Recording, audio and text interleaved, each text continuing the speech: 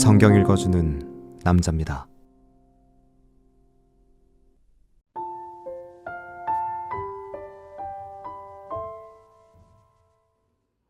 여호야다가 죽은 후에 유다 방백들이 와서 왕에게 절하매 왕이 그의 말을 듣고 그 열조의 하나님 여호와의 전을 버리고 아세라 목상과 우상을 섬긴 거로 이 죄로 인하여 진노가 유다와 예루살렘에 임하니라.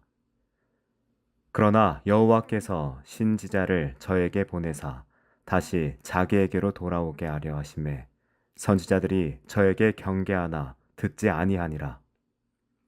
이에 하나님의 신이 제사장 여호야다의 아들 스가랴를 감동시키심에 저가 백성 앞에 높이 서서 저희에게 이르되 여호와께서 말씀하시기를 너희가 어찌하여 여호와의 명령을 거역하여 스스로 형통치 못하게 하느냐 하셨나니 너희가 여호와를 버린 고로 여호와께서도 너희를 버리셨느니라 하나.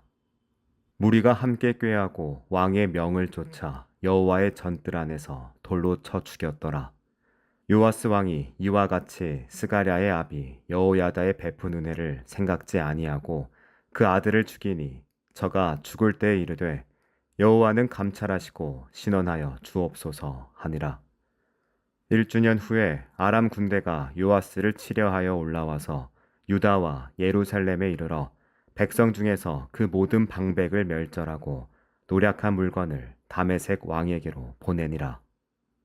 아람 군대가 적은 무리로 왔으나 여호와께서 심히 큰 군대를 그 손에 붙이셨으니 이는 유다 사람이 그 열조의 하나님 여호와를 버렸음이라. 이와 같이 아람 사람이 요아스를 징벌하였더라. 요아스가 크게 상함에 적군이 버리고 간 후에 그 신복들이 제사장 여호야다의 아들들의 피로 인하여 모반하여 그 침상에서 쳐 죽인지라. 다윗성에 장사하였으나 열왕의 묘실에는 장사하지 아니하였더라. 모반한 자는 암몬 여인 시므아세 아들 사밧과 모압 여인 시므릿의 아들 여호사밧이더라. 요아스의 아들들의 사적과 요아스의 중대한 경책을 받은 것과 하나님의 전 중수한 사적은 다 열왕기 주석에 기록되니라. 그 아들 아마샤가 대신하여 왕이 되니라.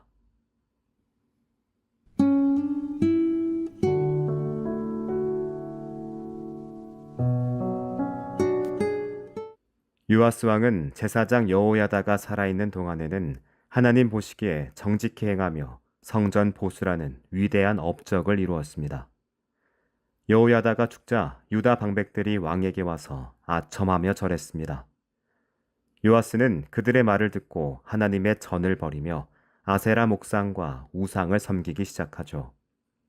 이 타락은 요아스의 신앙이 말씀에 뿌리내리지 못했고 사람의 영향력에 의존하고 있었다는 사실을 여실히 드러냅니다. 멘토에 기댄 신앙은 그 멘토가 사라지면 다른 사람들의 목소리에 영향에 따라 흔들립니다. 때론 불의한 아첨과 유혹에 넘어가게 되지요. 그럼에도 하나님은 곧바로 심판하지 않으시고 선지자들을 보내 회개를 촉구하십니다. 하나님은 당신의 백성과 성소를 아끼시고 끊임없이 돌이킬 기회를 주시는 신실한 분이시죠. 그러나 백성들은 선지자들의 경고를 듣지 않고 돌아서기를 거부합니다. 이때 하나님의 영이 제사장 여호야다의 아들 스가랴에게 임하여 백성들 앞에서 형통의 길을 스스로 벗어나는 일을 그치라고 외칩니다. 스가랴의 외침은 당신께로 돌아올 것을 간절히 호소하는 마지막 경고였죠. 하지만 요아스는 자신을 왕으로 세워준 아버지 여호야다의 은혜를 배신하고 스가랴를 당신의 전뜰에서 돌로 쳐 죽이는 극악한 죄를 저지릅니다. 스가랴의 순교는 당신의 거룩한 전을 피로 더럽힌 패역한 행위였죠. 스가랴는 죽어가면서도 주님께서 이 일을 굽어보시고 갚아주십시오 라고 간절히 기도합니다. 이 기도는 무고한 피를 흘린 죄악에 대한 당신의 정의로운 심판을 요청하는 예언적 외침이었죠. 스가랴의 피는 헛되이 땅에 묻히지 않았습니다. 1년 후 아람 군대가 적은 무리로 올라와 유다를 치자 하나님은 심히 큰 군대를 그들의 손에 넘기십니다. 당신을 버린 유다 백성에게 징벌이 임하였으며 아람 사람들은 유다의 방백들을 죽이고 노략한 물건을 다메섹으로 가져가죠. 요아스 왕의 말로는 그의 죄악에 대한 명확한 결과였습니다. 아람 군대가 물러간 후 요아스는 큰 부상을 입고 병상에 누워 있다가 신하들에게 죽임당합니다. 그를 반역한 신하들은 요아스가 여호야다의 아들 스가랴의 제사장을 죽인 일에 반감을 품고 있었습니다. 요아스는 결국 자신이 뿌린 죄의 씨앗을 거두게 되죠. 그는 다윗성에는 장사되었으나 왕들의 묘실에는 들어가지 못하는 수치를 당합니다.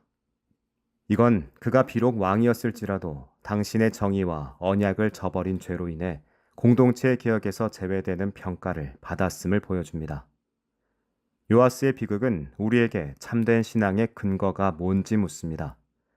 여호야다가 살아있는 동안 그는 훌륭한 업적을 이루었죠. 하지만 그의 신앙은 말씀 자체에 깊이 뿌리내리지 못하고 멘토의 영향력이라는 외피에 머물렀습니다. 멘토가 사라지자 그는 곧바로 불의한 아첨과 유혹에 무너졌습니다. 외적인 명분이나 능력 있는 좋은 자에게 의존하는 신앙이 아닌 오직 하나님의 살아있는 말씀에 깊이 뿌리를 내리는 신앙이 필요합니다.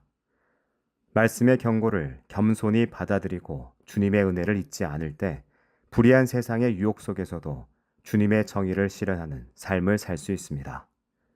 기도하겠습니다. 주님, 영향력 있는 타인의 신앙을 의지하지 않고 오직 주님의 살아있는 말씀에 깊이 뿌리내리게 하소서. 아멘.